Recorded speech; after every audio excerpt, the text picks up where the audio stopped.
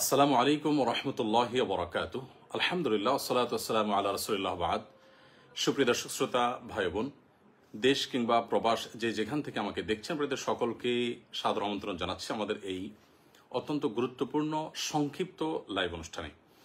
প্রিয় দর্শক, আপনারা সবাই ইতোমধ্যে জেনে গেছেন আমাদের এই প্রিয় দেশটিতে দীর্ঘদিন পর্যন্ত যে লুটতরাজ চলে আসছিল, যে নানামুখী অবিচার, বৈষম্য এবং অন্যায় আচরণ চলে আসছিল, সেটার বিরুদ্ধে সর্বস্তরের মানুষ দীর্ঘদিন পর্যন্ত তাদের মধ্যে যে জমে থাকা ক্ষোভ সেটা তারা প্রকাশ করেছে।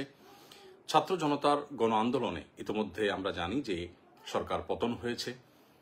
এই পুরো সাফল্যের যে মহানায়কেরা, বিশেষ করে আমাদের শিক্ষার্থীরা, তাদের সকলকে আমরা সকলে বিনম্র শ্রদ্ধা জ্ঞাপন করি। আল্লাহ রাব্বুল আলামিন তাদের সবাইকে এর জন্য সর্বোত্তম বিনিময় দান করুন এবং যে সমস্ত ছাত্র ভাইদেরকে বা যে সমস্ত নিরীহ নিরপরাধ মানুষদেরকে আমরা হারিয়েছি, যাদেরকে হত্যা করা হয়েছে, খুন করা হয়েছে, আমরা তাদের প্রত্যেকের রুহের মাগফিরাত কামনা করছি। আল্লাহ রাব্বুল আলামিন তাদের সবাইকে শাহাদাতের মর্যাদা দান করুন। প্রিয় দর্শক ভাই বোন, যে বিষয়টিকে আমি শুরুতেই বলতে চাই তা হলো যে বর্তমানে যে আনন্দঘন একটি পরিবেশ চলছে, এই পরিবেশে আমরা দেখতে পাচ্ছি যে অনেক সুযোগ সন্ধানীরা এমন সব কাজ করছে যে এই পুরো অর্জনটাকে ম্লান করে দেওয়ার জন্য সেগুলো যথেষ্ট হতে পারে। তোমাদের থেকে একটি গুরুত্বপূর্ণ বিষয় হলো যে লুটতরাজ চলছে। এমনকি আমরা সোশ্যাল মিডিয়ার কল্যাণে এও দেখলাম যে রাস্তাঘাটের লাইট পর্যন্ত মানুষ খুলে নিয়ে যাচ্ছে।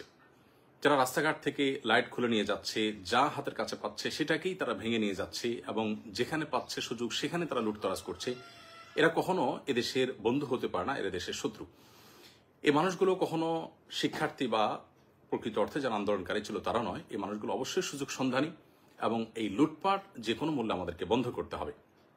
বিধায় যারা যেখানে আছেন, আমি বিশেষ করে মসজিদে যারা আছেন, মসজিদের দায়িত্বশীলদেরকে বিনীতভাবে অনুরোধ করতে চাই, আপনাদের মসজিদ থেকে আপনারা আহ্বান করুন, ডাক দিন, যেন কোনো প্রকার লুটতরাজ, কোনো প্রকার অরাজকতা যেন না চলে। কেউ যেন আইন নিজের হাতে তুলে না নেয়। কোনো প্রকার অরাজকতা যদি চলতে থাকে তাহলে সেটি আমাদেরই দুর্ভোগ পোহাতে হবে, সেটা আমাদেরই অকল্যাণ বয়ে আনবে। সরকারি কিংবা বেসরকারি কোনো স্থাপনা যেন কোনোভাবে নষ্ট না হয়। বিশেষ করে মসজিদগুলো থেকে যদি একযোগে এই আওয়াজ উচ্চারিত হয় এবং সমাজের প্রত্যেকটা মানুষ যদি দায়িত্বশীলতার আচরণ করেন এবং যারাই অন্যায়ের দিকে হাত বাড়াচ্ছে তাদের হাতকে যদি আমরা থামিয়ে দিতে পারি, তাহলে সেটা আমাদের জন্য অত্যন্ত আনন্দের বিষয় হবে। অতএব আসুন, ছাত্রদের এই অর্জনকে, ছাত্র জনতার এই অর্জনকে ম্লান করে দেওয়ার মতো কাজগুলোকে যে কোনো মূল্যে থামাতে হবে।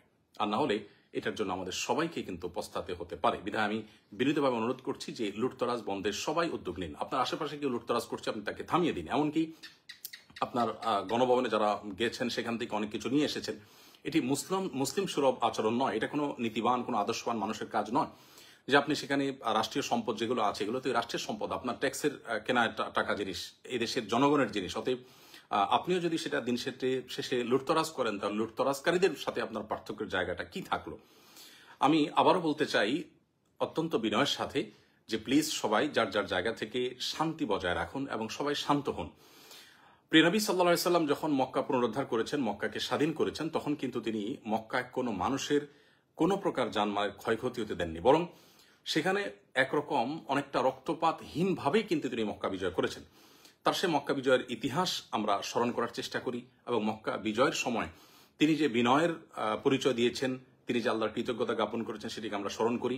সেই সাথে বিশেষভাবে আমি বলতে চাই, সংখ্যালঘুদের উপর যে নির্যাতনের সংবাদ উঠে আসছে, এর কতটা সত্য কতটা মিথ্যা আমরা জানি না, তবে আমি বিশেষভাবে মাদ্রাসা শিক্ষার্থীদেরকে বলবো যে আপনারা অনুগ্রহ করে আপনাদের আশেপাশে থাকা হিন্দুদের স্থাপনা, ঘরবাড়ি, তাদের মন্দির, উপাসনালয়, এগুলোতে কোনো মানুষ যাতে আক্রমণ করে অন্যায়ভাবে সেখানে কোনো প্রকার জুলুম করে সেটাকে উদুরপিণ্ডি বুদুর ঘাড়ে চাপাতে না পারে, সেজন্য আপনারা সজাগ থাকুন। এবং এই কর্তব্যটা, এই সময়টা যদি আমরা সবাই মিলে পালন করতে পারি, তাহলে সেক্ষেত্রে এই বিজয় বা এই উৎসব যেটা আপনারা করছেন, গোটা দেশে মানুষ করছে, আমরা সবাই করছি, সেটি প্রকৃত অর্থে উৎসবে পরিণত হবে। বিধায় কোনো সংখ্যালঘুর উপর যদি নির্যাতন হয়, তাহলে সেক্ষেত্রে যে জুলুমের বিরুদ্ধে আন্দোলন হলো, যেই জুলুমের বিরুদ্ধে এই গণ আন্দোলন হলো, গণ অভ্যুত্থান হলো, আমরা ৭১ দেখিনি, আমরা ২৪ দেখেছি। আমরা এই গণ আন্দোলনের যে সাক্ষী হয়েছি, সেটি প্রকৃত অর্থে সার্থক হবে তখনই যখন এটাকে সম্পূর্ণরূপে সংখ্যালঘুদের উপর নির্যাতন বন্ধ এবং সকল প্রকার লুটতরাজ বন্ধ করার প্রচেষ্টা আমরা প্রত্যেকটা মানুষ করতে পারবো। আমি আবারও বলছি যে সংখ্যালঘুদের নিরাপত্তা সবাই নিশ্চিত করুন প্লিজ। মসজিদের মাইক থেকে হিন্দু ধর্মাবলম্বীদের ঘর বাড়ি তাদের স্থাপনায় কোনো প্রকার কেউ হাত দিয়ে যদি কোনো কিছু ভাঙতে উদ্যত হয়, আগুন দিতে উদ্যত হয়, কোনো প্রকার অন্যায় আচরণ করতে উদ্যত হয়, তাহলে ইমাম সাহেবের নেতৃত্বে সেই কালো হাত ভেঙে দিন, সেই কালো হাতকে থামান। নবী করিম সাল্লাল্লাহু আলাইহি ওয়াসাল্লাম বলেছেন, উনসুর আখাকা নাসর যালিমান ওয়া মাজলুমা, তোমার ভাই অত্যাচারী হোক আর অত্যাচারিত হোক, সর্বাবস্থায় তুমি তাকে সাহায্য করো। অত্যাচারিত যে তাকে সাহায্য করার অর্থ তো খুবই পরিষ্কার, যিনি অত্যাচারী তাকে সাহায্য করার অর্থ হলো তার অত্যাচার থেকে তার হাতটাকে বন্ধ করে দেওয়া, থামিয়ে দেওয়া, অর্থাৎ তার অত্যাচারকে বন্ধ করার উদ্যোগ নেওয়া। অতএব আসুন প্রতিটা মসজিদের মাইক থেকে সংখ্যালঘুদের রক্ষা, তাদের প্রতি অন্যায় আচরণ যাতে কোনোভাবে না হয় সেভাবে আমরা সতর্ক করি, প্রত্যেকটা মানুষকে সজাগ করি, সবাই যেন চোখ কান খাড়া রাখি এবং সেই সাথে বিশেষভাবে যত প্রকার লুটতরাজ হচ্ছে বা হয়েছে এগুলো যেন বন্ধ হয়।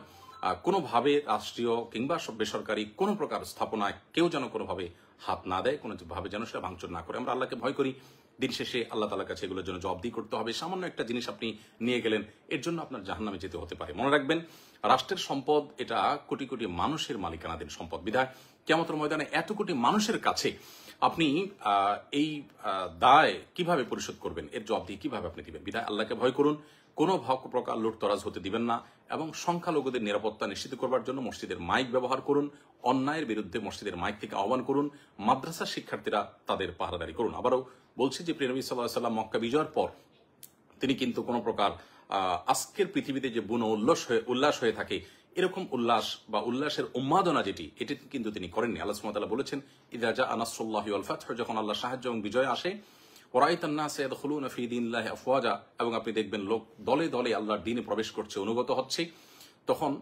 ফাসাব্বিহ বিহামদি রাব্বিকা ওয়াস্তাগফিরহু, আল্লাহ তাআলার তাসবিহ মাখা প্রশংসা আপনি জ্ঞাপন করুন এবং আল্লাহ তাআলার কাছে ইস্তেগফার এবং ক্ষমা প্রার্থনা করুন। একজন মুসলিম বিজয়ের আনন্দে আল্লাহর শুকরিয়া আদায় করবে, বিনয় অবনত হবে এবং নিজেদের কোনো ভুল ত্রুটি হয়ে থাকলে তার জন্য আল্লাহর কাছে ক্ষমা প্রার্থনা করবে। দম্ভ বা অহংকার তারা দেখাবে না। যারা দম্ভ দেখিয়েছে, অহংকার করেছে, তাদের অহংকার এবং দম্ভ কিভাবে চূর্ণ হয়েছে আমরা দেখেছি। আমরাও যদি একই কাজ করি তাহলে একই পরিণতি আমাদেরকে বরণ করতে হবে। যারা জুলুম করেছে, লুটতরাজ করেছে, অবিচার করেছে, বৈষম্য করেছে, সেগুলোর পরিণতি আমরা দেখতে পেয়েছি। আমরাও যদি একই কাজ করি বা আপনারাও যদি সাধারণ মানুষও যদি একই কাজ করেন তাহলে একই পরিণতি আমাদেরকে বরণ করতে হবে। আল্লাহর ভয় আমরা অন্তরে জাগ্রত রাখি। আমি সর্বস্তর উলামা ইকরামদেরকে এবং সকল সচেতন নাগরিকদেরকে, আমাদের সম্মানিত ফলোয়ারদেরকে বিনীতভাবে অনুরোধ করতে চাই, প্লিজ সবাইকে শান্ত হতে বলুন এবং সকল প্রকার অন্যায়কে থামিয়ে দিন। সেই সাথে এও বলতে চাই যে আমাদের মহান মুক্তিযুদ্ধের যে চেতনা ছিল, বৈষম্যহীন সমাজ ব্যবস্থা গড়ে তোলা এবং প্রত্যেকটা মানুষের অধিকার, ন্যায্য অধিকার তাকে যথাযথভাবে বুঝিয়ে দেওয়া, সেটা যেন পুনঃপ্রতিষ্ঠিত হয়। কোনোভাবেই যেন আমাদের এই দেশে ধর্ম বিদ্বেষী এবং মুসলমানদের প্রতি বিশেষভাবে বিদ্বেষ লালন রাখে এই সমস্ত মানুষগুলো যাতে কোনোভাবে বর্তমান পরিস্থিতিতে কোনো প্রকার সুযোগ সুবিধা নিতে না পারে। অন্তর্বর্তীকালীন সরকার হোক বা পরবর্তী পদক্ষেপগুলো হোক, সেগুলোতে এদেশের মানুষের ধর্মীয় বিশ্বাস, এদেশের মানুষের মূল্যবোধের প্রতি শ্রদ্ধাশীল আছে, সেই মানুষগুলো যেন দায়িত্বে আসে, সেটি হলো এদেশের কোটি কোটি মানুষের প্রাণের দাবি। অতএব আমরা সেই দাবিটাও যার যার জায়গা থেকে উচ্চারিত করব এবং প্রিয় স্বদেশকে আল্লাহ রাব্বুল আলামিন নিরাপদে রাখুন, ভালো রাখুন, শান্তিতে রাখুন, আমরা সে দোয়া করছি।